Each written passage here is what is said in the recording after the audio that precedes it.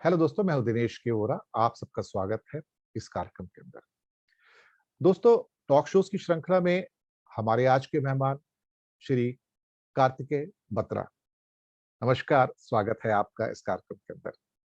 श्री कार्तिकेय बत्रा फिलहाल अमेरिका में हैं, कुछ दिनों के लिए भारत में हैं और इकोनॉमी के बड़े एक्सपर्ट हैं, रिसर्चर हैं।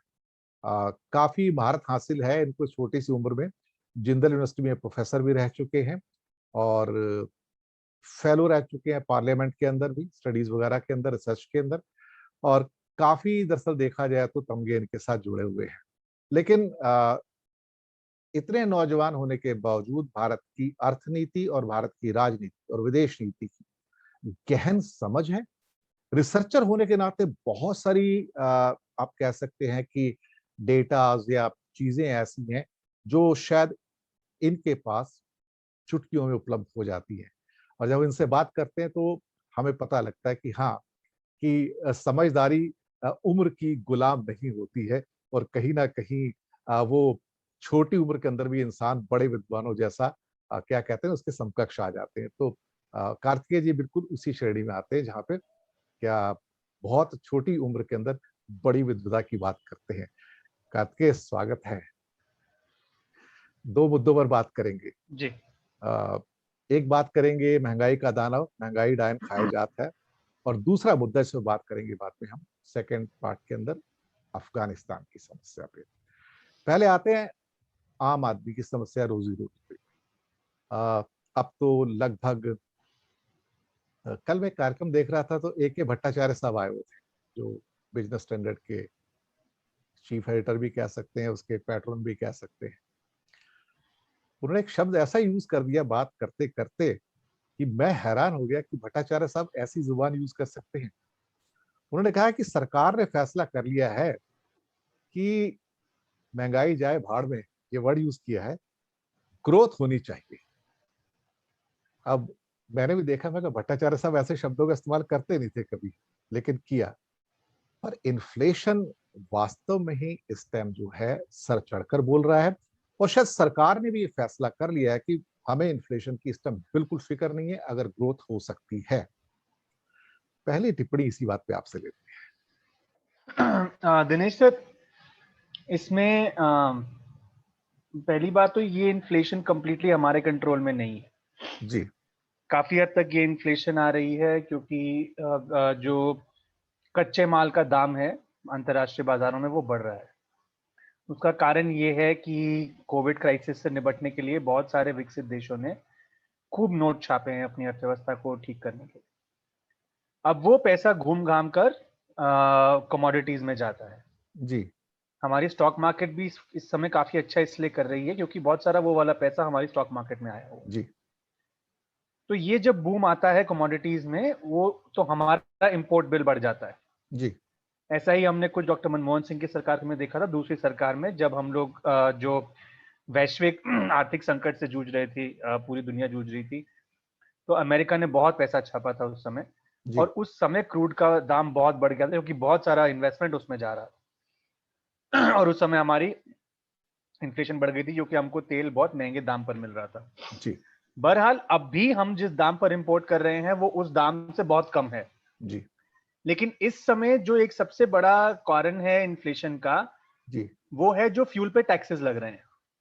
बिल्कुल सही कहा आपने। जो आप पेट्रोल और डीजल पे टैक्सेस दे रहे हैं, मतलब अगर आप उसका ब्रेकअप देखें, आप पाएंगे कि जितना जितना दाम है उसका फ्यूल का पर लीटर, उतना ही आप टैक्स दे रहे हैं। नहीं, ज्यादा है, बल्कि 60-70%। ज्यादा भी हो सकता है, बिल्कुल। तो अगर 70 रुपए आप कुल दे रहे हैं या 90 रुपए दे रहे हैं, तो उसमें 40-45 रुपए अगर अगर उसकी असल मूल भाव है उस तेल का, तो 45 रुपए टैक्स है।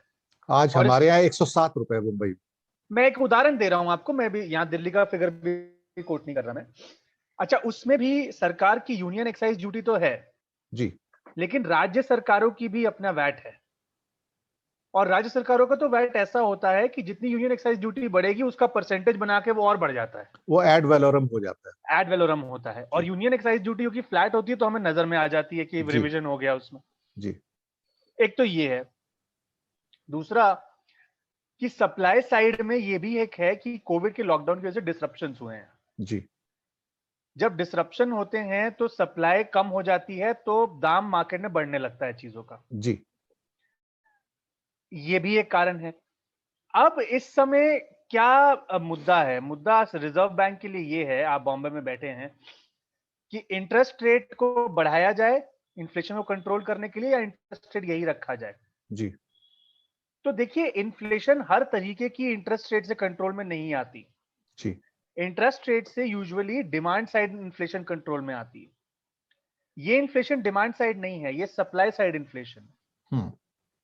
और ये इन्फ्लेशन वो है जो हम इंपोर्ट कर रहे हैं कहीं ना कहीं।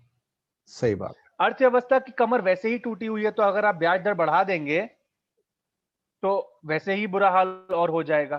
तो सिचुएशन काफी कॉम्प्लिकेटेड है। मैं अभी पढ़ रहा था, रिजर्व बैंक का एक एस्टिमेट है कि देखिए, हमारा जो बैंड है 2 से 6%, अगर हम 6% की पे भी रहते हैं इन्फ्लेशन पे, तो हम ग्रो कर पाएंगे। हम अगर 4, क्योंकि 4 हम टारगेट रखते हैं, लेकिन एक बैंड रखते हैं 2 से 6% का। जी। अगर हम 4 से 6 के बीच में रहेंगे और 6 की ज्यादा तरफ रहेंगे, जी। तभी हम कुछ ग्रोथ अचीव कर पाएंगे। इससे ऊपर लेकिन नहीं जाने देंगे। अच्छा, इसमें एक और चीज है कि आप देख रहे हैं रिटेल इन्फ्लेशन भी बढ़ रही है और होलसेल इन्फ्लेशन भी बढ़ रही है। जी। तो होलसेल इन्फ्लेशन तो 10-12% पे बढ़ रही है जी। और रिटेल इन्फ्लेशन 6% पे बढ़ रही है। तो ये होलसेल इन्फ्लेशन जो आज आप देख रहे हैं, इसका असर रिटेल इन्फ्लेशन पे आपको अगले 1-2 महीनों में दिखेगा, क्योंकि जो कच्चा माल आज आप खरीदेंगे होलसेल में, उसको रिटेल में आप कल या परसों बेचेंगे। बिल्कुल। तो ये भी असर दिखेगा। लेकिन उसमें भी एक पेच है कि क्योंकि कंपनियों के लिए मांग इतनी कम है मार्केट में, तो शायद वो पूरे उस दाम की बढ़ोतरी को कंज्यूमर को पास ऑन ना करे। जी। तो ये भी एक पेच है। तो ये बहुत कॉम्प्लिकेटेड मुद्दा है। एक और एक इशू इसमें एक इशू और है कार्तिकेय जी, जो मैं नॉर्मली जो लोग सर, कभी नहीं उठाते हैं, मैंने शायद किसी कार्यक्रम में आज तक देखा नहीं उसको उठाते हुए। हमारे कभी कोई प्रधानमंत्री जी भी और कभी कभी कुछ पेट्रोलियम मंत्री भी एक बात अक्सर कहते हैं कि अगर इस महंगाई से बचना है तो भारत को अपना क्रूड ऑयल का प्रोडक्शन बढ़ाना पड़ेगा। ये अक्सर बात की जाती है कि आत्मनिर्भरता की ओर कदम बढ़ाकर, ये अक्सर बातें की जाती है। मेरा एक सवाल यहाँ बनता है, चूंकि मैंने ऑयल यूनिट्स की जैसे हैंडल किया है, कि उसको पर्सनली मैंने प्रैक्टिकली हैंडल किया है, तो कुछ साल पहले तक भारत करीब करीब 25 से 30% अपनी जरूरत का खुद पैदा कर लेता था। अभी भी 20-22% कर लेता है, मैं आपको बताऊं। अब मैं आपको बताऊं कि ओएनजीसी जिस ऑयल को प्रोड्यूस करते हैं, उसकी कॉस्ट हार्डली 10 से $15 पर बैरल होती है, और ओएनजीसी को फोर्स करती है सरकार कि उसको इंटरनेशनल रेट के ऊपर इंडियन ऑयल को बेचे। यानी कि वो $10 का या $15 का क्रूड ऑयल ओएन अपना इंडियन ऑयल को या एचपी को जो खरीदा जाता है, वो उसी दाम पर खरीदा जाता है जिस दाम पर बाहर से लिया जाता है, गल्फ देशों से या बाकी देशों से। इसका मतलब ये है कि साफ साफ कहा जाए, इस 20% की ऑयल का कुशन हमको नसीब नहीं होता। यानी कि हमारी कीमतें अगर $75 हैं और हम अपने लोकल प्रोडक्शन को उसके अंदर मिक्सअप कर दें, तो ये $75 तुरंत घटकर $65 पे आ जाता है या $60 पे आता है। हमें वो कुशन प्रोवाइड नहीं किया जाता है। हमें उस लोकल प्रोडक्शन का बेनिफिट कभी पास ऑन नहीं किया जाता है। ये एक बहुत बड़ी ट्रेजेडी है भारत। ये कोई ये प्रश्न उठाता नहीं है कि आप कहते हो भारत में प्रोडक्शन बढ़ाएंगे, लेकिन अगर उसका बेनिफिट आम आदमी को नहीं पहुंच सकता, उसको भी आपने इंटरनेशनल रेट पर ही बेचना है लेके, तो फिर आप 25% प्रोड्यूस करें या 20% प्रोड्यूस करें या 100% प्रोड्यूस करें, उससे फर्क क्या पड़ता है? दिनेश सर, मुझे मतलब आपका जो एक्सपीरियंस है, बहुत महत्वपूर्ण बात आपने बताई। मेरे अनुसार क्रूड ऑयल का प्रोडक्शन बढ़ाने की बजाय हमें और साफ फ्यूल्स की तरफ बढ़ना चाहिए। कायदे से तो हमें नेचुरल गैस की तरफ बढ़ना चाहिए, हमें सोलर की तरफ बढ़ना चाहिए। वो एक अलग ही मुद्दा है। लेकिन आप जो कह रहे हैं, अगर वो हो भी जाता है तो उससे कुछ खास फर्क नहीं आएगा आज के परिप्रेक्ष्य में। जैसा कि क्योंकि मैंने आपको बताया, 50% तो जो आप पे कर रहे हैं फ्यूल में, वो टैक्स ही है। अगर ज्यादा सरकार इतना आगे ना भी जाए, ओएनजीसी को ना भी कुछ बोले, बस अगर टैक्स में ही रैशनलाइजेशन कर ले, तो ही दाम कम हो जाएगा। तो आप जो कह रहे हैं वो अगर अगर हो सकता है तो बहुत अच्छी बात है, और अगर नहीं भी होता है तो मेरा तो ये मानना है कि इस समय देखिए मनमोहन सिंह सरकार के टाइम पे हम दे रहे थे पैसा क्योंकि अंतरराष्ट्रीय दाम बहुत ज्यादा थे, $100 के ऊपर जाता था बास्केट जो हमारा था। आज हम दाम इसलिए दे रहे हैं क्योंकि सरकार टैक्स हमसे वसूल रही है, और सही सरकार बात की भी देखिए स्थिति कोई बहुत अच्छी नहीं है, क्योंकि सरकार की अपनी टैक्स कलेक्शन, रेवेन्यू कलेक्शन में बहुत गिरावट आई है पिछले 1 सवा साल में। लेकिन सरकार की गलती पिछले साल से शुरू नहीं होती, उनकी गलती शुरू होती है हम्म 2014-15 से। बिल्कुल बिल्कुल बिल्कुल जब दाम इतने कम हो गए थे तब भी हमें वो पास ऑन नहीं किया गया। बिल्कुल आप देखिए कि एक किस्मत की बात थी कि मोदी साहब जब 14 में आए, उससे पहले जो बास्केट था क्रूड ऑयल का वो $100 पे था, $90 पे था, उनके आते ही वो 50, 60, 70 पे आ गया। उसका कारण अंतरराष्ट्रीय कारण थे। अमेरिका में एक नई टेक्नोलॉजी आई थी फ्रैकिंग करके, जी उसकी वजह से सप्लाई बहुत बढ़ गई थी तेल की जी पूरे जी विश्व में, जी तो दाम कम हो गए। लेकिन उस समय 14, 15, 16, 17, 18, ये 4-5 साल आपको कभी पता नहीं चला कि अंतरराष्ट्रीय दाम कितने कम हुए हैं। बिल्कुल सही कहा आप। उसका कारण यह था कि जब भी दाम कम होते थे टैक्स बढ़ा दिया जाता था, तो आपको उतना ही पे करना पड़ता था। एक कमजोरी और भी है कार्तिकेय जी, वो ये कमजोरी ये है कि जो भी इकोनॉमी ज्यादा से ज्यादा पेट्रोलियम प्रोडक्ट के टैक्सेस पर डिपेंड करती है, तो इसका मतलब बाकी इकोनॉमी कमजोर है, वीक है। डेवलप्ड बिल्कुल, नेशन में बिल्कुल, बिल्कुल, बिल्कुल, डेवलप्ड बिल्कुल, नेशंस में एब्सोल्युटली। ऐसा नहीं है, वहां पर वो पेट्रोलियम के टैक्सेस पे डिपेंड नहीं करते, उनकी बाकी इकोनॉमी बहुत स्ट्रांग है। लेकिन हमारी बाकी इकोनॉमी बहुत कमजोर है, जो सप्लीमेंट ही नहीं कर पाती है, देखा दिनेश जाए सर, तो। स्ट्रांग से स्ट्रांग भी छोड़ दीजिए, टैक्स कंप्लायंस, टैक्स एडमिनिस्ट्रेशन ज्यादा एफिशिएंट है। अगर आप स्ट्रांग ना भी हो, आप एक वीक इकोनॉमी पर भी प्रिसाइड कर रहे हो, अगर आपका टैक्स एडमिनिस्ट्रेशन स्ट्रांग हो, तब भी इस समय जो रेवेन्यू सरकार को मिल रहा है वो ज्यादा हो सकता था। लेकिन आपकी बात बिल्कुल सही है कि हमारी रिलायंस, खासकर इस सरकार की रिलायंस, जो उनका बजटरी रेवेन्यू है, आप एक्साइज का कलेक्शन देखिए, 3 लाख करोड़ जी अप्रैल 2020 से जनवरी 21 तक।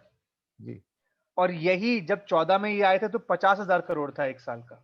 जी तो बम्पर इजाफा हुआ है। बिल्कुल। मैं तो ये तक कहने को तैयार हूं कि अगर ये तेल का बुनांजा इस सरकार को नहीं मिलता तो इस सरकार की जो सूरत हाल है वो बहुत ही अलग होता, बहुत बुरी होती थी, बहुत बुरी होती थी। बहुत अलग होता, कई मायनों में बहुत अलग होता। अब सवाल ये पैदा होता है कि इतनी ज्यादा महंगाई, कमोडिटीज हाई हैं, इन्फ्लेशन तो दूसरे देशों में भी हाई होता जा रहा है, अमेरिका, चाइना, यूरोप, जिन्होंने कभी कई या ऑलमोस्ट एक दशक से कभी इन्फ्लेशन का नाम भी नहीं सुना था, आज वहां भी इन्फ्लेशन है, चीजें महंगी हो रही हैं, कमोडिटी प्राइसेस बढ़ती जा रही हैं। और ऊपर से सोने पे सुहागा ये कि हमारी जो कस्टम्स ड्यूटी है वो इतनी ज्यादा है कि वो चीजों को और महंगा कर देती हैं। तो जब तक हमारे पास चीजें पहुंचे तो एक तरह से वो इतनी ऊंचे दर पे आती हैं कि जी, आम आदमी उसका एफर्ट नहीं कर पाता है। पिछले एक साल में कम से कम नहीं तो जो आम जरूरत की चीजें हैं, टीवी, फ्रिज, माइक्रोवेव या घर की चीजें हैं, उनके दाम 4-4, 5-5 बार बढ़ चुके हैं पिछले एक साल के अंदर। तो इस महंगाई को अब ये रिफ्लेक्ट नहीं होता कहीं जाके, ना तो होलसेल में रिफ्लेक्ट होता है ना रिटेल में रिफ्लेक्ट होता है। महंगाई दरअसल जमीन पे ज्यादा है। क्या सरकार को वास्तव में लगता है आपको कदम उठाएगी इस महंगाई को थोड़ा सा कम करने के लिए, कुछ राहत मिल सके? दिनेश सर, इससे पहले मैं ये बोलना चाहूंगा कि जो महंगाई आज आप देख रहे हैं जो बाहर से आ रही है, जो कच्चे सामान का जो दाम बढ़ा है, ये उतनी ही जल्दी गिरेगी जितनी तेजी से ये बढ़ी है। अच्छा। कब गिरेगी? जैसे ही कोई एक विकसित देश की सरकार ये बोल दे कि देखिए अब कोरोना खत्म हो गया है, जी हम अब जो हमने ये पैसा छापा था इसको कम करना शुरू कर देंगे, जी आप उसी दिन देख लीजिएगा ये गिरावट उन दामों में आनी शुरू हो जाएगी। अच्छा। उनमें भी गिरावट आएगी और साथ में हमारे रुपए पर भी इसका असर पड़ेगा, मतलब रुपया कमजोर एडवर्स, होगा, रुपया कमजोर होगा। एडवर्स इफेक्ट होगा। जी बिल्कुल, क्योंकि जो जिस दिन अमेरिका जैसे देश ने ये बोल दिया कि देखिए अब ये कोरोना महामारी खत्म, अब जो हम नोट छाप रहे थे उसकी हम या तो गति धीरे कर देंगे या उसमें कटौती करनी शुरू कर देंगे, उस दिन जो इन्वेस्टर इतनी जगह पोजीशन ले चुके हैं अपनी, रुपए में डाल, यहाँ इक्विटी में डाल चुके हैं इंडिया में, या कच्चे तेल में डाल चुके हैं, वो सब पैसा निकालना शुरू कर देंगे। काफी हद तक ये होगा और काफी हद तक वो गिरावट अपने आप आएगी। ये एक अपने आप नेचुरल करेक्शन है। पर एक समस्या और आती है कि पूरी दुनिया में कीमतें बढ़ जाएं तो इंडिया में तो बढ़ी जाएंगी, जब पूरी दुनिया में कीमतें घटेंगी तो हमारे यहाँ घटती नहीं है। वो एक पॉलिसी डिसीजन है जी। हाँ, अब क्योंकि मैं दूसरा, अब आपने जो सवाल पूछा था मैं उस पर आता हूँ कि सरकार जी क्या करेगी। जी सरकार क्या कर सकती है? सरकार क्या कर सकती है? सरकार ये कर सकती है, सरकार को असल में इस समय एक दोहरी लड़ाई लड़नी है, सरकार और आरबीआई को मिलाकर, कि सप्लाई साइड पे इन्फ्लेशन तो है, लेकिन आपको डिमांड साइड भी बढ़ानी है, क्योंकि डिमांड अगर नहीं बढ़ेगी तो आपकी ग्रोथ नहीं होगी। लेकिन यह भी सही है कि अगर आप डिमांड बढ़ाएंगे तो जो सप्लाई बॉटलनेक क्रिएट हुए हैं कोविड में, वो डिसरप्शंस कहीं ना कहीं कम होंगे, तो उसका एक पॉजिटिव इंपैक्ट भी आएगा इन्फ्लेशन पे। तो ये बहुत कॉम्प्लिकेटेड है दिनेश सर, इसीलिए तो हम कहते हैं ना कि एक्सपर्ट्स की जरूरत होती है इन कॉम्प्लिकेटेड मुद्दों को डील करने के लिए। ये सारी चीजें, और मैं with due regards and due apologies, bureaucrats की एक सीमा होती है। ये इतने पेचीदा मुद्दे हैं, यहां पर आकर ही आपको स्पेशलाइज टैलेंट की जरूरत है। और मुझे कोई डाउट नहीं है कि हमारे देश में ये टैलेंट फैला हुआ है। आप कहीं देश के अंदर जाइए, देश के बाहर से उठा के ले आइए किसी को भी, भारतीय को, लेकिन क्या हम उसको यूटिलाइज करेंगे, ये बड़ा सवाल है। तो टेक्निकली मेरा ये जवाब है कि सरकार और आरबीआई को मिलकर एक बैलेंस स्ट्राइक करना होगा कि डिमांड पुश भी करना है और जो सप्लाई साइड से इन्फ्लेशन आ रही है उसको भी कंट्रोल करना है। अब वो ये कैसे बात आप करेंगे ये ये देखना। बात आपने सही कही। जहाँ तक टैलेंट की बात है, मैं आपकी बात से सहमत हूँ, टैलेंट बहुत है। लेकिन क्योंकि मैंने सरकार में काम किया भी है, मैं एक बात से कभी कभी दुख तो होता है कि इतना टैलेंट होने के बावजूद भी, इतना पोटेंशियल होने के बावजूद भी उसका यूज नहीं होता है। उसका कारण है कि हमारे यहाँ एक खास आदत है लोगों में। कोई व्यक्ति अगर जरा सा एक्सेल कर दे और ऊपर जाने की कोशिश करे तो नीचे से 10 आदमी उसकी टांगे खींचने को तैयार रहते हैं, जिसे हम मैनेजमेंट की भाषा में क्रैब माइंडसेट भी कहते हैं एक्चुअली। जब तक हमें इस क्रैब माइंडसेट से मुक्ति नहीं मिलती ना, तो एक्सीलेंस की जब तक इज्जत नहीं हो पाएगी। आप अमेरिका में, तो आपको पता है वहां रिसर्च इंस्टीट्यूशंस के अंदर एक टैलेंट की कितनी कदर होती है, वहां पर कितनी इज्जत होती है, कितना मान सम्मान है। और यहाँ तो वो मान सम्मान कहीं नजर ही नहीं आता है। यहाँ तो रिसर्च कोई और करता है, क्रेडिट कोई और ले जाता है। चलिए एक दूसरे मुद्दे पर आते हैं, अंतर्राष्ट्रीय मुद्दे पे, जिसने पूरी दुनिया के अंदर गर्माहट फैलाई हुई है। मुद्दा है अफगानिस्तान का। अमेरिका ने अफगानिस्तान छोड़ने का फैसला क्या किया, कंपन आ गए, भूकंप आ गया। आज हालात ये है कि कल की खबर है कि तालिबान 85% पे कब्जा कर चुका है। हिरात साइड की जो वेस्टर्न अफगानिस्तान है, वहां की फौजें ईरान की ओर भाग रही हैं। अफगान फोर्सेस नॉर्दर्न टेरिटरी, तो जो हमेशा इनके कब्जे में रहती थी, उसकी फोर्सेस ताजिकिस्तान में जा रही हैं। ये हालात काबू से बाहर होते नजर आ रहे हैं। एक एनार्की है, केओस है वहां पर। नहीं समझ आ रहा क्या हो रहा है, इस पर आपकी टिप्पणी। पहले तो ये बता दूं कि देखिए, मैं अर्थशास्त्र का स्टूडेंट हूं और पॉलिटिक्स में रिसर्च भी करता हूं, लेकिन फॉरेन पॉलिसी में मेरी एक डिग्री है, लेकिन मैं उसको ऐसे परस्यू नहीं करता। लेकिन क्योंकि आपने आज ये मुद्दा उठाया, तो चर्चा करने में रुचि तो है मेरी।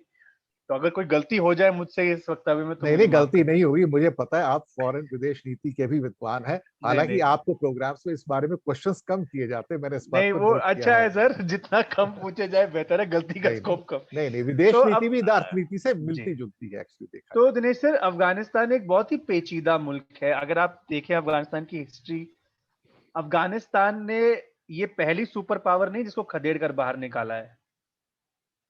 सोवियत अफगानिस्तान में घुसा था, सोवियत को भी मुंह की खानी पड़ी थी। एक समय पर ब्रिटिश भी अफगानिस्तान में हार कर आए थे। जी।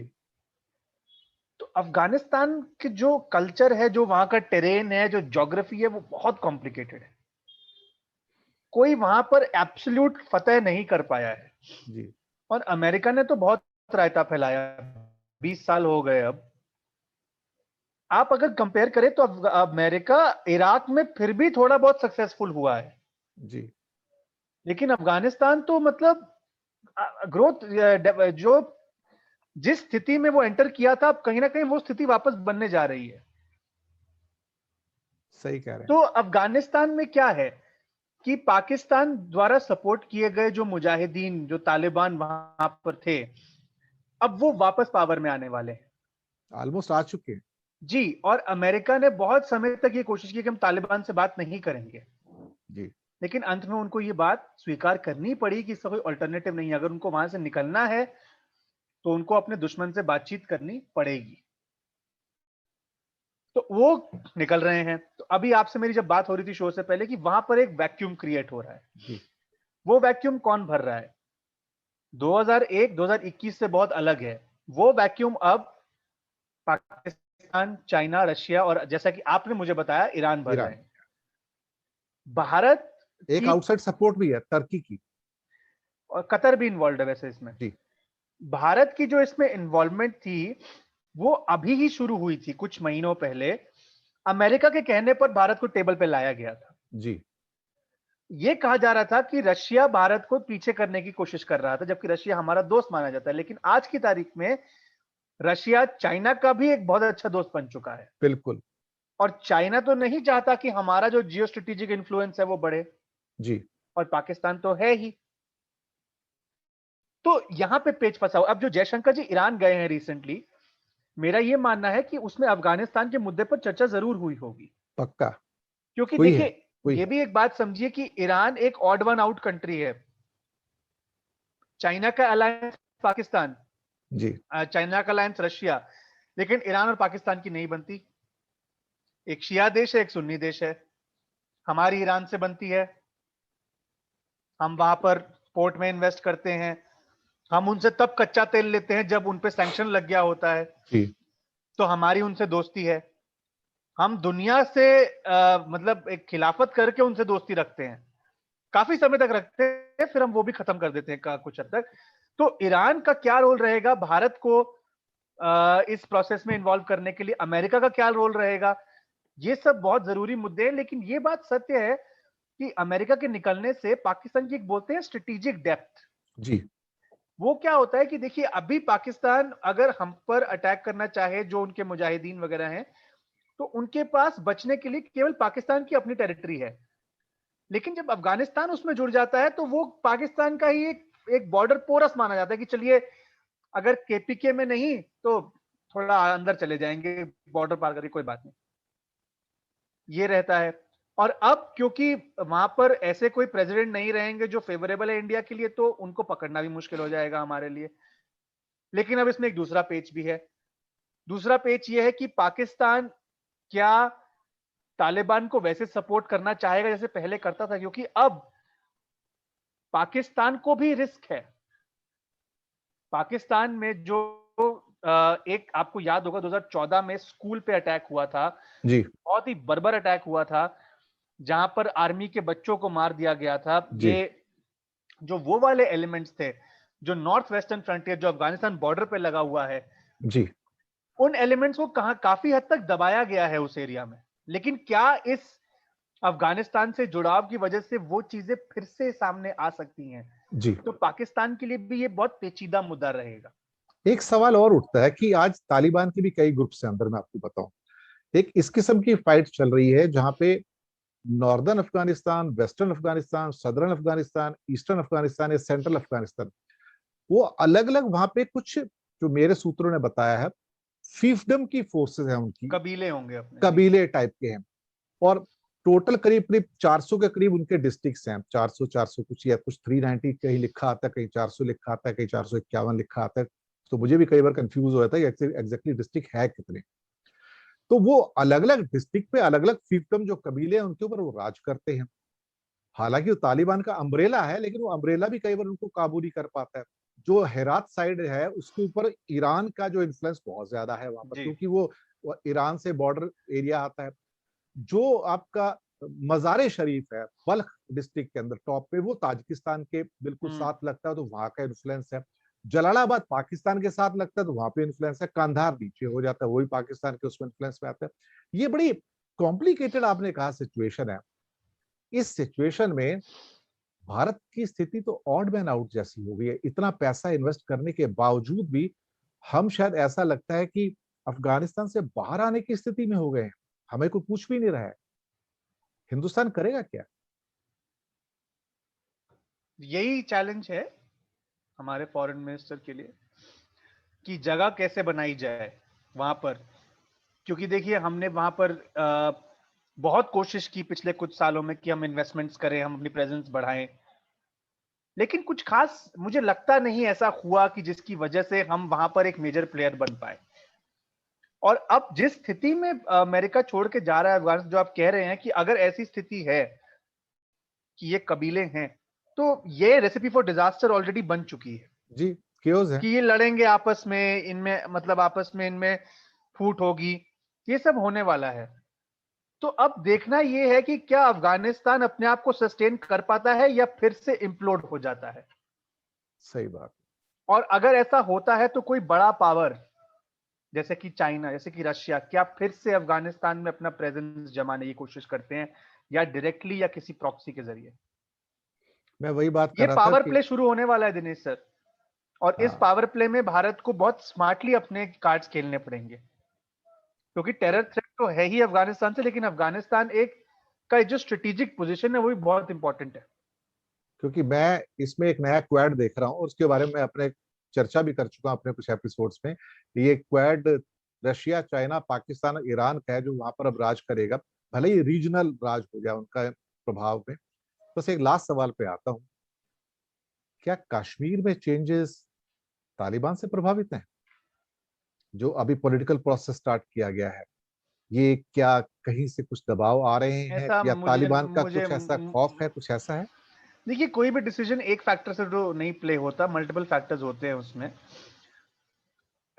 ऐसा मेरा मानना नहीं है, मैं इसमें गलत हो सकता हूं। मुझे ऐसा हो सकता है कि वो एक फैक्टर रहा हो, इंटरनेशनल कम्युनिटी का इनपुट इन जनरल एक फैक्टर रहा हो, लेकिन ये मानना कि केवल ये फैक्टर था, ये थोड़ा ज्यादा हो जाएगा शायद मेरे हिसाब हम्म, से। केवल ये फैक्टर नहीं, और भी फैक्टर्स हैं, लेकिन जी, ये भी एक फैक्टर हो हो सकता है सकता है, कि बिल्कुल हो वहां से सकता जो है। हीट आ रही है तो सरकार, क्योंकि कश्मीर भी मुस्लिम मेजोरिटी का वैली एरिया है, तो वहां से कहीं ना कहीं उसको एक वॉल के रूप में, कुशन के रूप में बिल्कुल, यूज कि करके, मतलब वहां पर एक प्रोसेस शुरू कर दिया जाए ताकि उसका फायदा ना उठा पाए जो एक वैक्यूम वहां बन गया था हाँ, पहले। कि अफगान के जो लोग हैं, फिर वो जो एलिमेंट्स हैं वहाँ के, रेडिकल जो एलिमेंट्स हैं, वो कश्मीर में प्रवेश करेंगे तो समस्या बढ़ सकती है। जी, तो रेडिकलाइजेशन को रोकने की एक कोशिश हो सकती है। बहुत बहुत शुक्रिया आपका कि आप हमारे साथ जुड़े, और कोई एक आखिरी टिप्पणी आप किसी भी विषय पे करना चाहें, अर्थव्यवस्था पे या अफगान मुद्दे पे, जो आप कहना चाहें तो जरूर कहिएगा बिफोर वी वाइंड अप। नहीं बस अच्छा था ये चर्चा। मैं कैबिनेट रिशफल पे भी बहुत फोकस कर रहा था, तो उसमें भी काफी इंटरेस्टिंग चीजें सामने आई। अब देखते हैं आगे क्या ये कैबिनेट जो नया बना है वो सही में हमें गवर्नेंस की नई दिशा दे पाता है या नहीं। ये भी चर्चा थी पिछले हफ्ते, तो देखते हैं क्या होता है। काफी चर्चाएं हुई हैं इसके ऊपर, लेकिन बहुत सारे एक्सपर्ट जिनसे मेरी बात हुई है, एपिसोड में भी बात हुई है एक्चुअली, तो उनका कहना है कि अभी वेट एंड वॉच वाली सिचुएशन एग्जैक्टली, होगी। एकदम से कहना मुश्किल है, लेकिन जिस ढंग से एक केंद्रीयकरण की स्थिति है, उसमें कोई बहुत ज्यादा पैराडाइम शिफ्ट आएगा, एग्जैक्टली, यही वो यही डर है जी। वो शायद लोग कह रहे हैं कि नहीं होगा। बाकी तो आपके दर्शकों को एक टिप्पणी और आखिर सबसे जरूरी दे दूं। जी, कोरोना की स्थिति अभी बेहतर है, लेकिन अपना गार्ड डाउन ना करें, मास्क पहने रखें, टीका जल्द से जल्द लगवाएं और अपना बहुत ध्यान रखें, क्योंकि पता नहीं ये दानव कब फिर उठ खड़ा हो। बिल्कुल, आप कार्तिकेय बत्रा की इस चेतावनी को हल्के में मत लीजिएगा। हम भी आपसे कह रहे हैं इस चैनल से कि प्लीज लापरवाह मत हो जाइए। अभी भी 45,000 केस प्रतिदिन आ रहे हैं, और अब केसेस बढ़ने शुरू हो गए। एक हफ्ते के अंदर हम 35,000 के आसपास आ गए थे, अब बढ़ के हम ऑलमोस्ट 45 क्रॉस कर रहे हैं। तो ये, इसको हल्के में मत लीजिएगा, क्योंकि जब ये सिर पे पड़ेगा ना, कब 45,000 4.5 लाख में कन्वर्ट हो जाएगा, आप शायद पहचान नहीं पाएंगे। बिल्कुल। तो दर्शक मित्रों, लेते हैं विदा आपसे, और शुक्रिया अदा करते हैं हमारे विद्वान दोस्त का, कार्तिकेय बात्रा जी का, और कि उन्होंने अपना कीमती वक्त निकाला, हमारे साथ आए। और बहुत जल्दी हम आपके सामने होंगे नए मुद्दे के साथ, नए विद्वान के साथ। दीजिए हमको आज्ञा। शुक्रिया आपका बहुत।